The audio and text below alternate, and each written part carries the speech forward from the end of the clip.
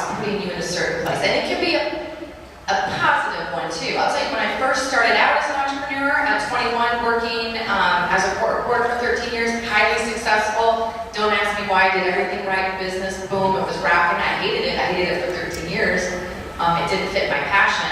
If you don't know what that means, is I would work for attorneys and I would sit in a chair like this, and I couldn't talk.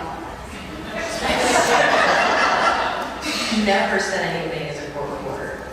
And then I would go home and I would sit by myself and work on the computer. That's what I did. Now, it was a great education because I worked with experts that were flown in, so I did a lot of medical expert testimony, usually a wrongful death, so it was me and about 8 or 9 attorneys.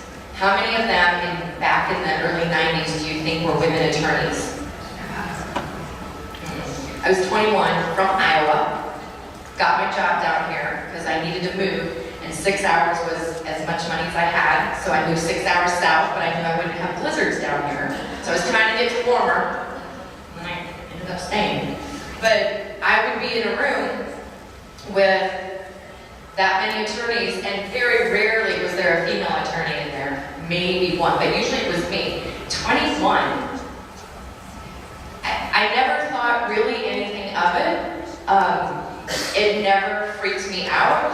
I just knew that that's what I was going to have to do. I knew I had to take control because the court reporter is kind of in charge. It's weird, we don't talk when we're in charge. But I'll tell you, if my hands aren't moving, I have everybody's attention in that room because they are paid by the hour and they want to get moving. And so it would be nothing for me to sit there and have the men attorneys in front of my face, hi John, I'm da-da-da, you know, hi da-da-da, da-da-da-da-da-da, and they do all the introductions, and I'm literally, and it's usually a tight, small room, we have videos, we're taking the video, and they'd be like, and then I'll just sit there, and I'm like, good, are you guys ready?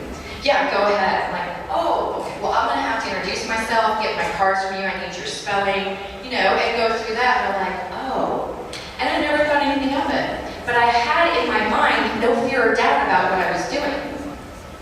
And go ahead and put some decades on yourself, and sometimes you develop some more fear and doubt. So the thoughts that you have, it's kind of like in the 7 steps. And your self-talk creates your mindset, and your mindset creates your emotions, right? And remember, the mindset part is where your beliefs come in. So the mindset is beliefs. So your self-talk is going to lead to your mindset. And once you have a mindset about something, you have beliefs about it, right? Which means you now have emotion tied to it. So from your beliefs, it does go to the emotions. And if we think about that, the emotions give us the desire. So once you are emotional about something, and it can be positive or negative, but you desire to do what? Something. So that leads to clarity, usually. And then once you have clarity, oh, I've got clarity about this is the route I want to go. You do what? You take action. And once you take action, what happens? You get results. Some people call them failure and some people call them success. And a lot of people have a lot of emotion attached to those 2 words. But in the end, it's a result. And a lot of people get hung up in, they think they have clarity and they think they have, they know the action steps and they think they know the result that they want. So I work with entrepreneurs and so they think they have the clarity of, I want to make X amount of dollars, right? That's my clarity, that's my goal.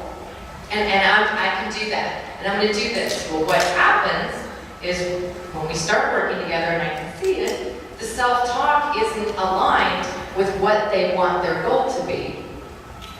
And so if we are not aware of our self-talk first, you're not going to have as much, I believe, joy and power to design the life that you want and to let it unfold.